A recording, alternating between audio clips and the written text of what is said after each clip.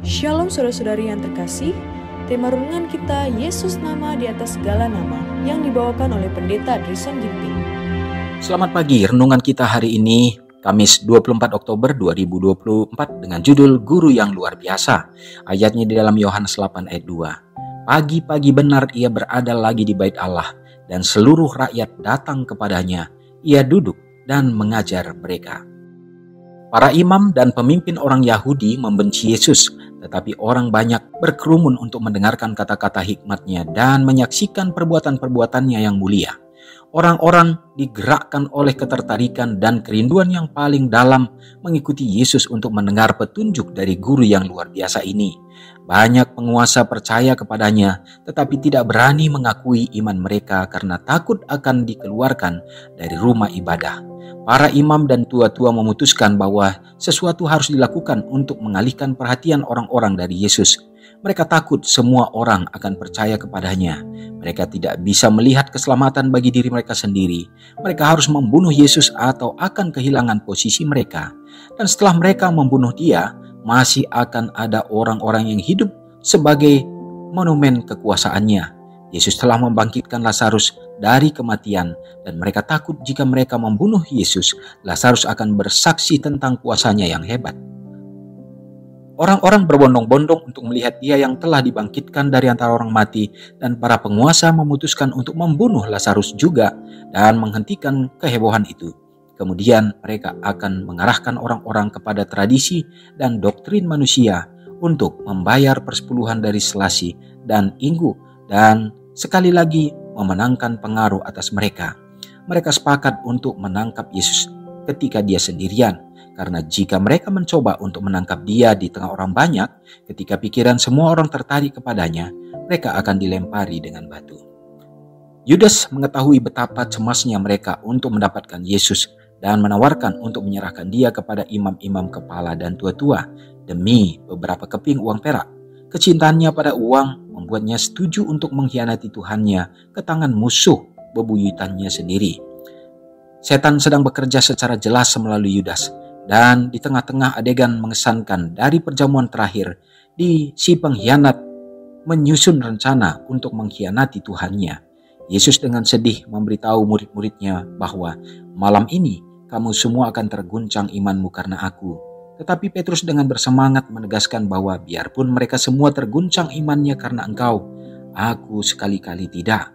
Yesus berkata kepada Petrus, Simon, Simon, lihat, iblis telah menuntut untuk menampi kamu seperti gandum. Tetapi aku telah berdoa untuk engkau supaya imanmu jangan gugur. Dan engkau, jikalau engkau sudah insaf, kuatkanlah saudara-saudaramu. Renungkan lebih dalam. Apakah saya pernah iri terhadap bagaimana Roh Kudus menggunakan orang lain untuk melakukan hal-hal besar bagi Tuhan? Saudara yang kekasih dalam nama Tuhan, kita bersukacita kembali dapat bersama-sama dalam mendengarkan akan pekabaran firman hari ini. Biarlah ini menjadi kekuatan bagi kita. Sebagaimana yang dinyatakan tadi bahwa guru yang luar biasa itu, Dialah Yesus. Di saat Dia ada di dunia ini, Dia melakukan berbagai hal, mujizat-mujizat untuk menunjukkan bahwa bagaimana Dia adalah yang berkuasa dan Dia adalah Tuhan. Dan juga membangkitkan orang yang mati, Dialah Lazarus. Sampai akhirnya kejadian ini menghebohkan sehingga semua para imam-imam, ahli-ahli Taurat takut dengan apa yang akan terjadi, takut terhadap pamor mereka akan hilang, keyakinan, kepercayaan, dan penghargaan yang senantiasa diberikan bagi mereka akan beralih kepada Yesus bersama dengan murid-muridnya. Sehingga pada saat itu bukan hanya Yesus yang rencana untuk ditangkap dan dibunuh, tetapi justru juga terikut Lazarus yang sudah dibangkitkan itu, supaya tidak akan ada lagi isu-isu yang akan menyatakan tentang kebesaran dan kemuliaan Kristus. Saudara yang kekasih dalam nama Tuhan, hal yang demikian pun sampai saat ini akan tetap terjadi, bahwa banyak roh-roh yang akan dituntun oleh setan untuk dapat memadamkan daripada semangat penginjilan, yang mana kerinduan untuk menyebarkan akan kabar keselamatan tentang Yesus Kristus itu. Makanya pertanyaan tadi katakan, bagaimana apakah kita benar-benar merasa bersuka cita melihat bagaimana orang-orang yang diberkati memiliki karunia-karunia Roh Kudus dan memiliki hal-hal yang besar untuk dapat mereka lakukan bagi Tuhan. Ini akan terjadi, saudaraku. Janganlah sampai kita menjadi penghalang terhadap itu, tetapi biarlah kita akan saling mendoakan dan saling menguatkan sehingga melalui kehidupan anak-anaknya nama Tuhan dipermuliakan. Semoga Tuhan menolong kita. Mari kita berdoa. Ya Allah, ya Tuhan kami, terpujilah Engkau Tuhan. Terima kasih atas kemurahan dan kemuliaan Tuhan yang selalu nyata dalam kehidupan kami, Bapa.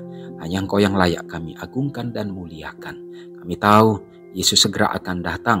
Akhir zaman akan berakhir dan bahkan tantangan yang akan terjadi semakin besar ya Bapa untuk menggoncang umat-umat Tuhan sehingga iman percaya mereka akan menjadi goyah dan akan jatuh sehingga banyak anak-anak Tuhan yang akan gugur untuk tidak menyembah Tuhan tetapi justru hidup di dalam kepentingan diri sendiri dan keinginan-keinginan terhadap dunia ini. Tuhan tolonglah kami Bapa, biarlah kami selalu disadarkan bagaimana guru yang luar biasa itu yang sudah menang atas segala pencobaan dan Engkau yang sudah hadir juga untuk menjadi teladan bagi kami dan segala mujizat-mujizat yang kami dapat terima lewat pekabaran firman Tuhan kiranya meneguhkan iman percaya kami juga supaya mempersiapkan kami sedia dalam menantikan Tuhan.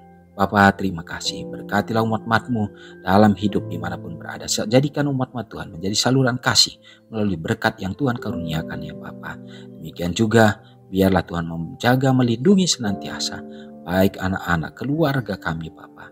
Supaya di saat kami memberikan hidup kami juga untuk melayani Engkau ya Tuhan. Maka biarlah keluarga kami akan hidup di dalam kesempurnaan iman. Bapa, terima kasih oleh karena Engkau juga yang akan memberkati anak-anak Tuhan yang berada dalam keadaan sakit dan bahkan sudah menerima pemulihan mujizat yang datangnya daripada-Mu. Tuhan yang akan memberkati, mendengar segala doa dan harapan mereka. Anak-anak yang yatim piatu dan juga bagi semua janda-janda yang membutuhkan. Umat-umat Tuhan yang berada dalam kesulitan oleh karena masalah perekonomian, demikian juga masalah kesehatan dan lain sebagainya. Tuhan, Engkau yang lebih tahu atas segala keperluan dan kebutuhan hidup mereka. Dan biarlah melalui berkat yang Tuhan akan berikan, membuat mereka semakin setia dalam beribadah. Demikian juga menantikan kedatangan-Mu. Bila mana hari ini umat Tuhan yang bersuka cita merayakan hari ulang tahun, bertambahkanlah kesehatan dan panjang umur. Semoga kasih yang sama menjadi bahagian kami hari ini Bapa. Ampuni kami, doa ini hamba serahkan hanya dalam nama Yesus yang menjadi juru selamat kami. Amin. Selamat pagi, selamat beraktivitas, Tuhan Yesus memberkati. Ingatlah Matius 5 ayat 13-16. Biarlah kamu menjadi garam yang mengasinkan dan terang yang menyinari kehidupan orang lain. Jangan lupa subscribe, like, dan share ke seluruh dunia.